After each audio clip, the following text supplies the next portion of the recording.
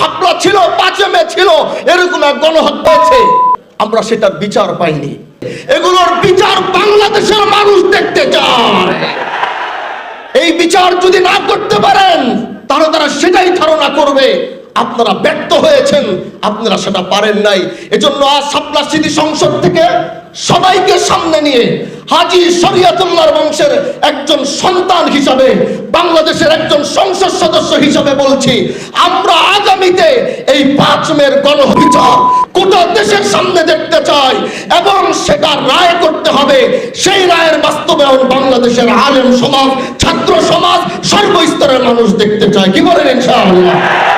শাপলার ইতিহাসের একজন বাবা ঠিক মতো দাঁড়িয়ে, একজন ভাই ঠিক মতো দাঁড়িয়ে, একজন মা ঠিক মতো দাঁড়িয়ে তার সন্তানের বিচার চেতে পারে নাই।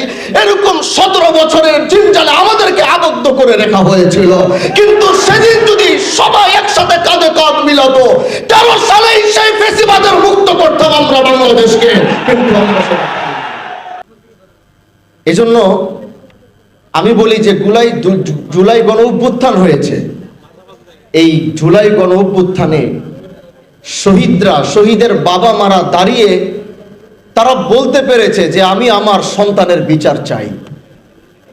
মা দাঁড়িয়ে বলেছে আমি আমার সন্তানের বিচার চাই, বাবা দাঁড়িয়ে বলেছে আমি আমার সন্তানের বিচার চাই, ভাই দাঁড়িয়ে বলেছে আমি আমার ভাইয়ের বিচার চাই, বোন দাঁড়িয়ে বলেছে আমি আমার ভাইয়ের বিচার চাই। কিন্তু শাপলার গণহত্যার কোনো বাবা মা সন্তানের বিচার চেতে পারে নাই। যেই সময়টার কথা চিন্তা করে দাঁড়িয়েছি, আজও মনে পড়ে সেই দিনটা। মাদ্রাসায় পড়তাম তখন, তো সবাই সেই শাপলার দিকে গিয়েছিলাম। তখন বয়সও খুব কম ছিল। যাওয়ার সময় বাসার থেকে বাবা মা বলল যে যাচ্ছ যখন, ওইখানকার মানুষগুলো না খেয়ে আছে, তুমি যাওয়ার সময় পানি বিস্কুট কিছু পারলে নিয়ে যাও। তো একটা ভ্যানে করে কিছু বিস্কিট কিছু পানি নিলাম, যাচ্ছিলাম। রাস্তায় মানুষ আমাদেরকে ধরে ধরে বলছে, কেউ এসে পানির বোতল দিচ্ছে, কেউ এসে বিস্কিটের প্যাকেট দিচ্ছে।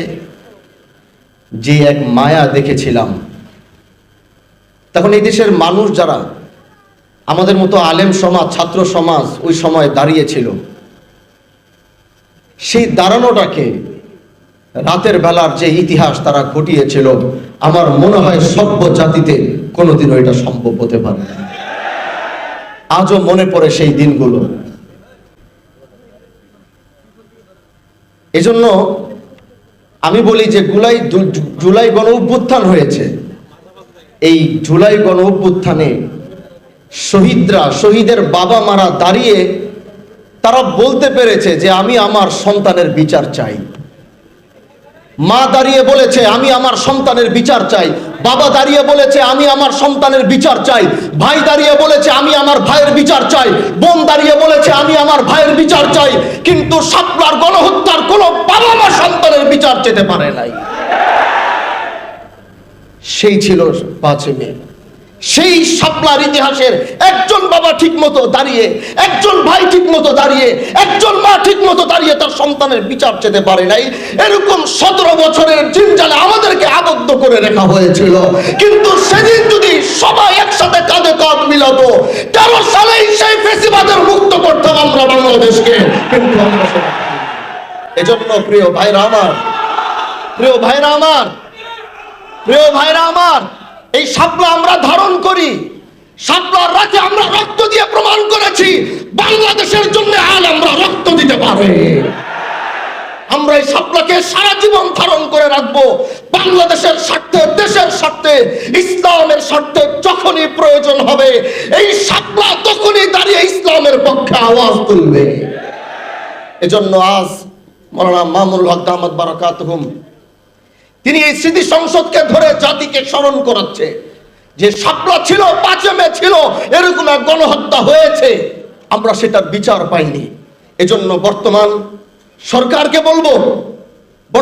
সরকারকে বলবো পিছনের অনেক ইতিহাস রয়ে গিয়েছে, এগুলার পিছনে আপনারা একটু নজর দিবেন।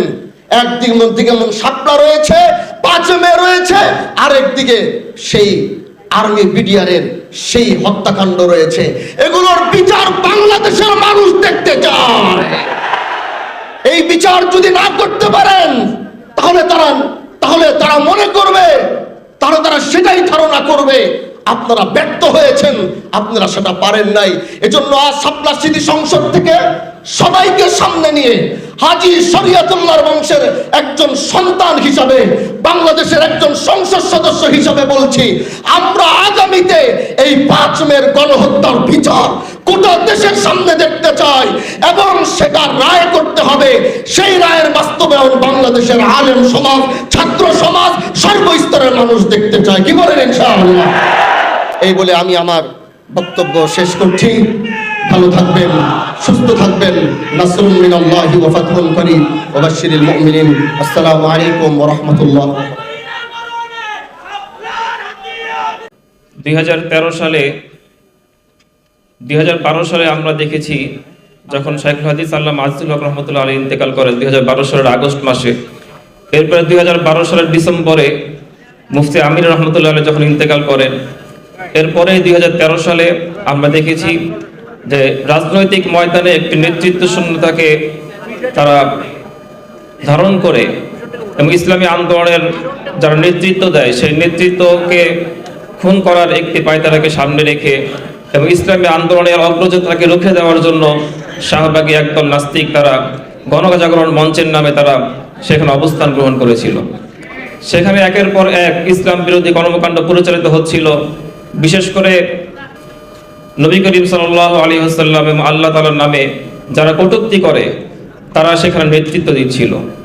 ঠিক সেই মুহূর্তে সর্বপ্রথম যারা ঢাকার নেতৃত্ব দিয়েছিলেন আমরা দেখেছি সে সময়ে, যদি সে সময়ের আমরা স্মরণ করতে চাই, সে সময়ের ঢাকার আন্দোলনে যারা নেতৃত্বে ছিলেন কোনো জায়গায় বসার কোনো পরিস্থিতি ছিল না। সেই ভয়াবহ মুহূর্তে জামিয়া রহমানে একটি বৈঠক হয়েছিল ঢাকার নেতৃবৃন্দকে নিয়ে এবং সেখান থেকে ঈমান ও দেশ রক্ষা আন্দোলন নামে একটি ব্যানার তৈরি হয় এবং সেখানে আল্লামা নূর হোসেন কাসেমীকে সভাপতি বা আহ্বায়ক করে একটি কমিটি গঠন হয়।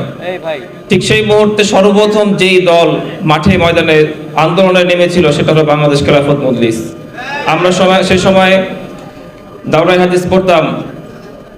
সপ্তাহের মাঝখানে একটি আন্দোলনের ডাক দেওয়া হয়েছিল বাইতুল মোকাররম উত্তর গেটে বাংলাদেশ খেলাফত মজলিসের ব্যানারে এবং সেই সময় যখনই আন্দোলন শুরু হবে ঠিক সেই মুহূর্তে পুলিশের মুহুর্মুহু লাঠিচার্জ এবং টিয়ার শেলের আঘাতে নেতৃবৃন্দকে সেখানে বিক্ষিপ্ত করে দেওয়া হয় এবং তাদের উপর আঘাত করা হয়।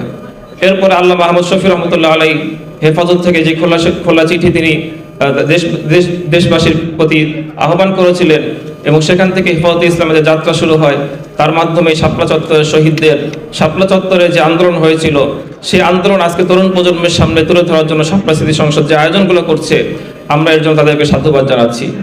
যদি আমরা 6ই মে 5ই মের সেই সময়ের ভয়াবহ মুহূর্তের সে সময়কার কথা আমরা বলতে চাই তাহলে বলবো ঠিক যেমনিভাবে জুলাই গণ অভ্যুত্থানের সময় আমরা দেখেছি একথা বলা হয়েছে যে স্বরাষ্ট্রমন্ত্রীকে এক পুলিশ বলছিল যে গুলি করলে একজনই মরে কিন্তু বাকিগুলো যায় না। এই অবস্থা ছিল জুলাই। আমরা দেখেছি আমরা যারা এখানে তরুণ প্রজন্ম রয়েছি আমরা 5ই মে একই অবস্থায় দেখেছি যখন আমরা কাকরাইল মোড় পার হয়ে বিজয় সরণি হয়ে পল্টনের দিকে যাচ্ছিলাম সেখানে পুলিশের মুহুর্মুহু আঘাত গোলাগুলি হচ্ছিল। আমরা সেই সময় এখানে ময়দানে ছিলাম এবং সেখানে যারা কর্মী বাহিনী ছিলেন তারা প্রত্যেকে নবী প্রেমে উজ্জীবিত হয়ে শাহাদাতের তামান্না নিয়ে সেভাবেই এগিয়ে গিয়েছেন। আমরা দেখেছি যে একবার আন্দোলনের সময় একদল লোক তারা পুলিশের মুখোমুখি হচ্ছে, গুলিতে শত শত মানুষ তার সামনেই আহত হচ্ছে। শুধু যারা আহত হচ্ছে তাদেরকে হাসপাতালে নেওয়া হচ্ছে, কিন্তু যারা মাঠে ময়দানে আহত হচ্ছেন না তারা আবারও শাহাদাতের তামান্নায় আবারও সামনে পুলিশের বিপক্ষে তারা এগিয়ে যাচ্ছে।